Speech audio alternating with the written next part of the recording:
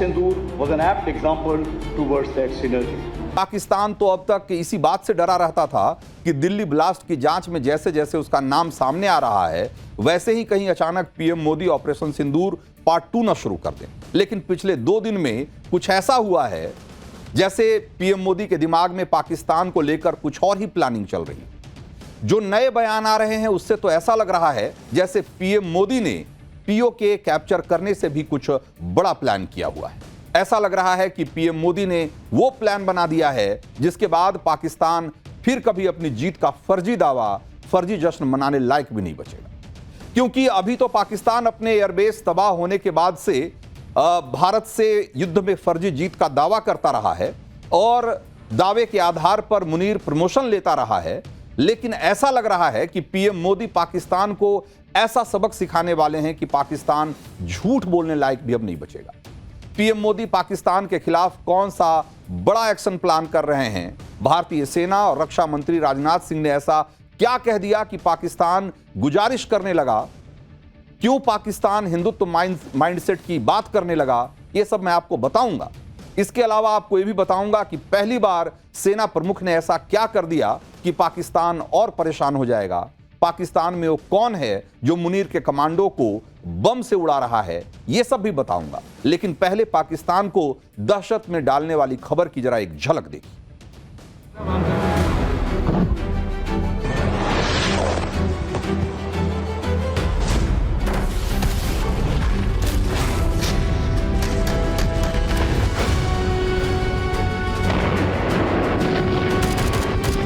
और जहां तक जमीन की बात है तो बॉर्डर्स तो बदल सकते हैं, क्या पता कल को सिंध भारत में फिर से वापस आए। जब तक हम जमीन पर कब्जा नहीं करेंगे तो पाकिस्तान मानेगा नहीं कि हम जीत गए हैं।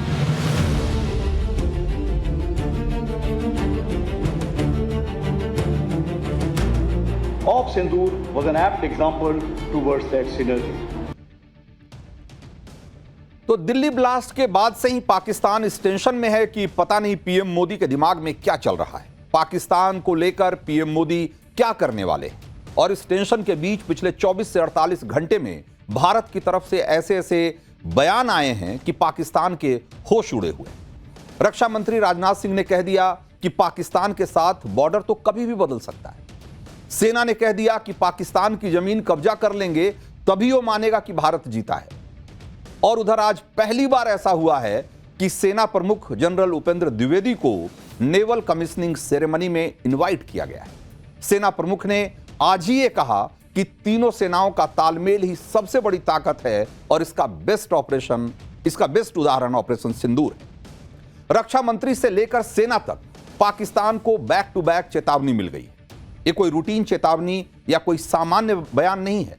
आपको बताऊंगा कि रक्षा मंत्री और सेना के बयान के क्या मायने हैं, लेकिन पहले आप रक्षा मंत्री राजनाथ सिंह का वो बयान सुनिए जिस पर पाकिस्तान भयंकर तिलमिलाया हुआ है। आज सिंध की भूमि, मेरे बहनों भाइयों, यह भारत का हिस्सा भले ही न हो, लेकिन सभ्यतागत रूप से सिंध हमेशा भारत का हिस्सा रहेगा। और जहां तक जमीन की बात है तो बॉर्डर्स तो बदल सकते हैं, क्या पता कल को सिंध भारत में फिर से वापस आ जाए। तो रक्षा मंत्री राजनाथ सिंह ने बयान उस कार्यक्रम में दिया जिसे सिंधी समुदाय ने आयोजित किया था। इस कार्यक्रम में राजनाथ सिंह ने लाल कृष्ण आडवाणी की किताब की का भी जिक्र किया और कहा कि आडवाणी जी यही मानते हैं कि सिंध के बिना भारत अधूरा है। इसी संदर्भ में देखें तो रक्षा मंत्री राजनाथ सिंह का बयान कोई सामान्य बयान नहीं है, क्योंकि इस बयान के मायने और टाइमिंग को आप समझिए जरा। पहली बात, रक्षा मंत्री राजनाथ सिंह ने बयान ऐसे वक्त में दिया है जब पाकिस्तान को पहले से ही यह डर है कि दिल्ली ब्लास्ट को लेकर पीएम मोदी ऑपरेशन सिंदूर पार्ट 2 न शुरू कर दें। और दूसरी बात, कहीं रक्षा मंत्री राजनाथ सिंह का बयान पाकिस्तान को लेकर मोदी सरकार की नीति का एक्सटेंशन तो नहीं है, क्योंकि अभी तक सरकार कई बार कह चुकी है कि पीओके लेकर ही रहेंगे। लेकिन अब रक्षा मंत्री राजनाथ सिंह पीओके से आगे बढ़ चुके हैं और पीओके से आगे बढ़कर अब भारत पाकिस्तान के उस हिस्से को अपने में मिलाने की बात कर रहा है जिसके बारे में पहले कभी ऐसी बात नहीं कही गई। और रक्षा मंत्री ने खास तौर पर पाकिस्तान के उस सिंध प्रांत का जिक्र किया जिसकी सांस्कृतिक जड़ें भारत से मिलती है और बहुत गहरे से जुड़ी हुई है। पाकिस्तान में सबसे ज्यादा हिंदू सिंध प्रांत में ही रहते हैं।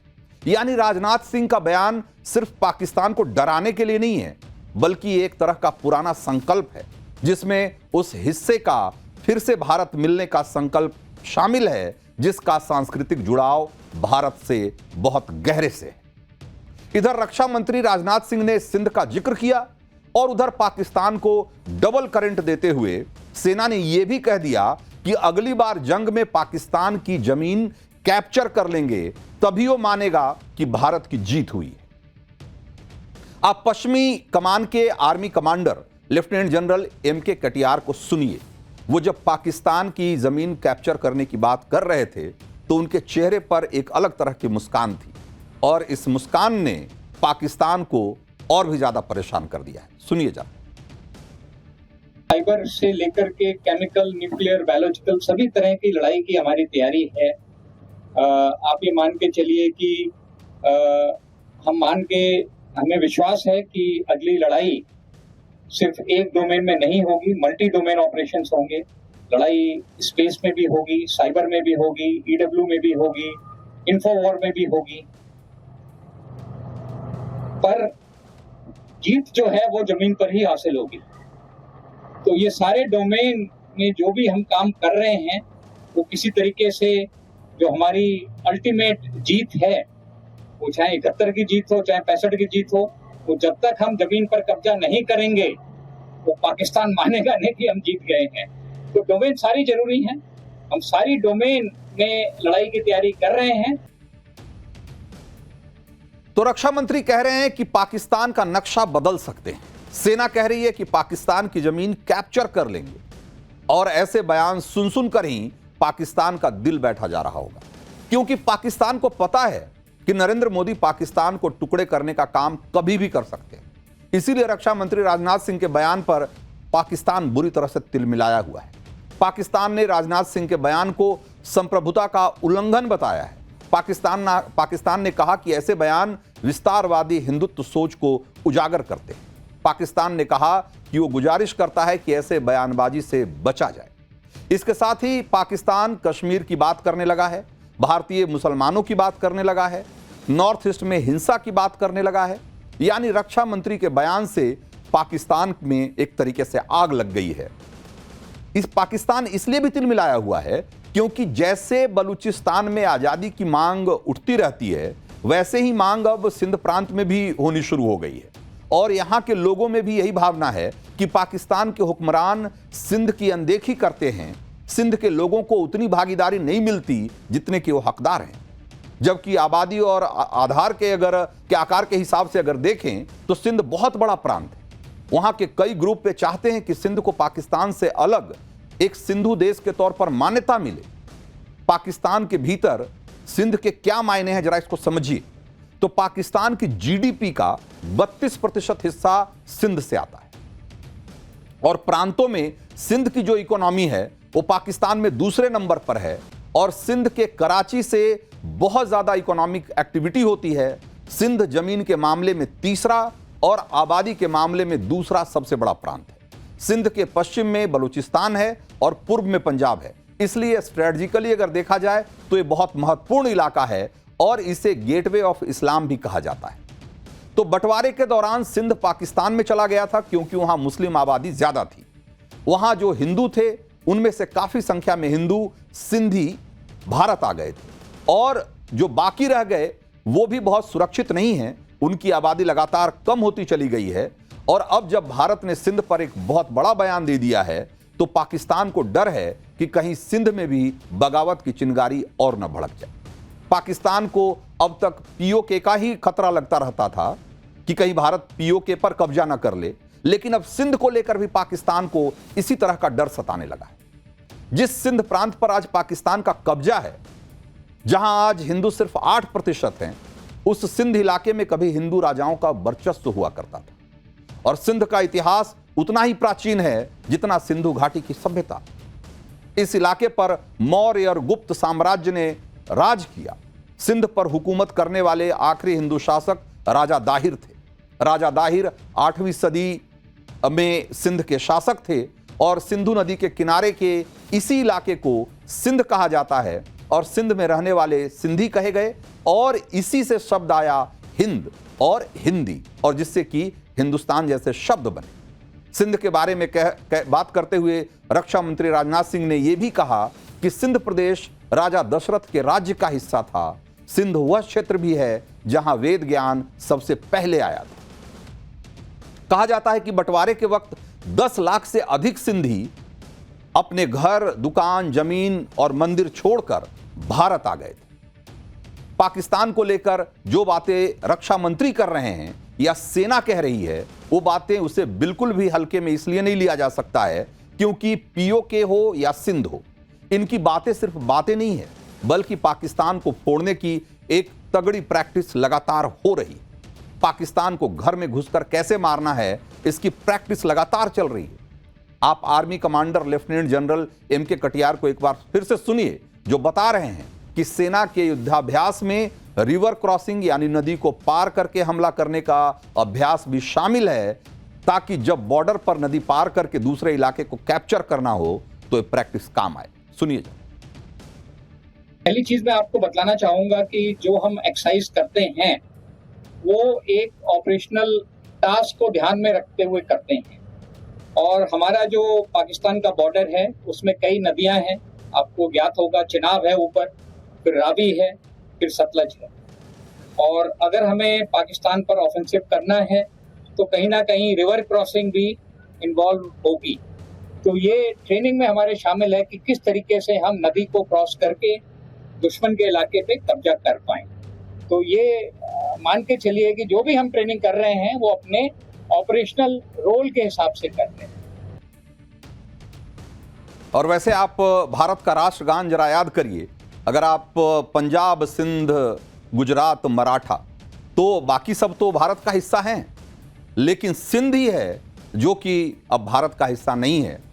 तो जाहिर सी बात है कि हमारे राष्ट्रगान में जिस भारत का के जिस स्वरूप का वर्णन है वो तब तक पूरा नहीं होता है जब तक कि सिंध भारत में नहीं आ जाए। तो एक तरीके से सिंध का बहुत सिंबॉलिक इंपॉर्टेंस है और सिंध वो प्रांत है जहां से कि इस देश में इस्लामिक इन्वेजन की शुरुआत हुई थी और राजा दाहिर की मूर्ति को लगाने को लेकर आज की तारीख में सिंध में एक अलग तरह का आंदोलन चल रहा है। सिंध के लोगों को अब इस बात का एहसास होने लगा है कि उन्हें उनकी सांस्कृतिक जड़ों से काट के रख दिया गया है। असल में जिन लोगों को उनके नायक के तौर पर उनके सामने खड़ा किया जा रहा है, गोरी और गजनबी को, असल में वो उसके नायक नहीं थे। उनके असली नायक राजा दाहिर जैसे लोग थे जिन्होंने कि इस्लामिक आक्रमण का हमेशा विरोध किया और इसीलिए सिंध में, कराची में राजा दाहिर के नाम से चौक बनाने, उनकी मूर्तियां लगाने को लेकर के वहां बहुत सारे लोग मांग करने लगे। तो सिंध में सियासत करवट ले रही है और पाकिस्तान के हुक्मरानों को भी इसका अंदाजा है और खैर भारत तो उस पर पैनी नजर रखता ही है। तो ये इन सब बातों से पाकिस्तान बहुत घबराया हुआ है। आप देखिए कि ऑपरेशन सिंदूर के 7 महीने के अंदर ही पीएम मोदी ने पाकिस्तान के साथ पूरा गेम पलट दिया है। पहले मोदी सरकार पीओके लेने की बात करती थी, अब सिंध को भी भारत में मिलाने की बात हो रही है। पहले भारत पर 2 वॉर फ्रंट का खतरा था, अब यही खतरा पाकिस्तान के सामने है कि उसके 1-2 नहीं, उसके बहुत सारे ऐसे हिस्से हैं जो कि उसके हाथ से निकल सकते हैं। पीओके में उसके खिलाफ बगावत चलती रहती है। बलूचिस्तान में क्या हाल है आपको पता ही है और अब सिंध की बात होने लगी है। यानी पाकिस्तान के टुकड़े टुकड़े होने का समय करीब आने लगा है। इस बात का अंदाजा पाकिस्तान के हुक्मरानों को होने लगा है। पाकिस्तान को डर है कि कहीं एक तरफ से अफगानिस्तान और दूसरी तरफ से भारत ना हमला कर दे। 7 महीने के अंदर पाकिस्तान 2 मोर्चे पर लड़ाई लड़ चुका है और वो भारत और अफगानिस्तान दोनों से पिट चुका है। इसके अलावा भारत और अफगानिस्तान की दोस्ती बढ़ रही है। तालिबान के मंत्री लगातार भारत का चक्कर लगा रहे हैं और इस पर चीन भी चुप है। यानी पाकिस्तान को फोड़ने की पूरी घेरेबंदी हो रही है और इस बात का एहसास पाकिस्तान को है, जनरल मुनीर को है। और इसके लिए भारतीय सेनाएं अपनी ताकत में भी लगातार इजाफा कर रही है। जैसे आज ही भारतीय नौसेना को एक और नई ताकत मिली। साइलेंट हंटर कही जाने वाली आईएनएस माहे को आज नौसेना के बेड़े में शामिल कर लिया गया है। आईएनएस माहे दुश्मन की पनडुब्बियों को खोजकर तबाह करने में सक्षम है, चाहे वो बहुत गहरे पानी में ही क्यों ना हो। आईएनएस माहे को 80% स्वदेशी उपकरणों से तैयार किया गया है और ये माहे कैटेगरी की पहली एंटी सबमरीन वॉरफेयर जहाज है। खास बात यह है कि आईएनएस माहे को नौसेना में शामिल करने के कार्यक्रम में सेना प्रमुख जनरल उपेंद्र द्विवेदी को भी शामिल किया गया, उनको भी न्योता दिया गया था। और ये कहा जा रहा है कि यह पहला मौका है जब नेवल कमिश्निंग सेरेमनी में आर्मी चीफ को चीफ गेस्ट के तौर पर इनवाइट किया गया। इस मौके पर सेना प्रमुख ने कहा कि तीनों सेनाओं का तालमेल ही सबसे बड़ी ताकत है हमारी, और इसका उदाहरण ऑपरेशन सिंदूर था। सुनिए सेना प्रमुख के जनरल उपेंद्र द्विवेदी ने क्या कहा, फिर आपको आईएनएस माहे की खासियत के बारे में बताऊंगा। Strength of armed forces lies in synergy. The sea, land and the skies form a single continuum of national security. And together the Army, Navy and Air Force form the trinity of India's strategic strength. We are an operation line in every domain, from Ladakh to the Indian Ocean, from information warfare to joint logistics. Op Sindoor was an apt example towards that synergy. तो इधर भारत अपनी ताकत को बढ़ा रहा है और उधर मुनीर से पाकिस्तान संभल नहीं रहा है। पाकिस्तान में आए दिन धमाके हो रहे हैं, सेना पर अटैक बढ़ रहा है। आज ही पेशावर में पार्लियामेंट्री फोर्स के हेडक्वार्टर पर सुसाइड बॉम्बर ने हमला कर दिया और इस हमले में पाकिस्तान के 3 जवान मारे गए। हमले का जो सीसीटीवी आया है उसमें साफ दिख रहा है कि कैसे पैरामिलिट्री फोर्स के हेडक्वार्टर के ठीक बाहर सुसाइड बॉम्बर ने खुद को उड़ा लिया और पाकिस्तान के पैरामिलिट्री फोर्स के हेडक्वार्टर की सुरक्षा में तैनात 3 जवान इस धमाके के साथ उड़ गए। दावा यह किया जा रहा है कि 3 सुसाइड बॉम्बर थे जिन्होंने हमले की कोशिश की और एक हमलावर ने मेन गेट पर खुद को उड़ा दिया, जबकि 2 सुसाइड बॉम्बर अंदर घुस गए। हालांकि सुरक्षा बलों से मुठभेड़ में दोनों मारे गए। पाकिस्तान के अशांत प्रांत खैबर पख्तूनख्वा की राजधानी पेशावर में इस तरह के आतंकी हमले से मुनीर की टेंशन और बढ़ी हुई।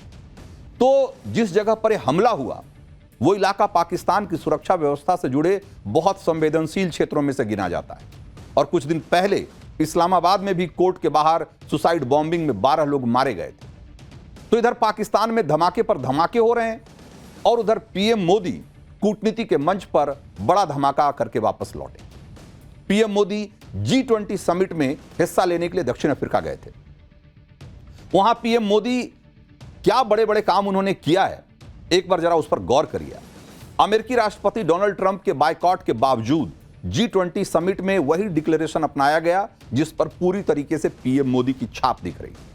चाहे वो विकसित देशों के लिए क्लाइमेट फाइनेंस बढ़ाने की बात हो या फिर ग्लोबल साउथ यानी कि दुनिया के विकासशील देशों और खासकर अफ्रीका की आवाज को मजबूत करने का आह्वान हो। इसी तरीके से क्रिटिकल मिनरल फ्रेमवर्क बनाने की बात जिसकी की वकालत पीएम मोदी ने की थी, उसे भी डिक्लेरेशन में शामिल किया गया। नार्को टेरर, इस मामले को भी मोदी ने उठाया और उसकी अहमियत भी बाकी देशों ने मानी और इसके खिलाफ एकजुट होकर काम करने पर जोर दिया गया। यानी कि मोदी ने G20 समिट में जितने बड़े एजेंडे थे, देखा जाए तो प्रधानमंत्री मोदी ने सेट किया। G20 समिट में IBSA यानी कि इंडिया, ब्राजील और साउथ अफ्रीका की जो मीटिंग हुई जिसमें आतंकवाद के खिलाफ रणनीति बनाने के साथ साथ संयुक्त राष्ट्र की सुरक्षा परिषद में अस्थायी सदस्यता को लेकर चर्चा की गई। भारत के अलावा ये जो दोनों देश हैं ब्राजील और साउथ अफ्रीका, ये भी यूएन सिक्योरिटी काउंसिल की परमानेंट मेंबरशिप मांग रहे हैं और पीएम मोदी ने यह स्पष्ट कह दिया है कि सुरक्षा परिषद में सुधार अब विकल्प नहीं बल्कि अनिवार्यता है, समय की जरूरत है। और यूएन सिक्योरिटी काउंसिल में 5 स्थायी सदस्य हैं, इनमें से 4 देश भारत के समर्थन में हैं, लेकिन चीन इसका विरोध करता रहा है।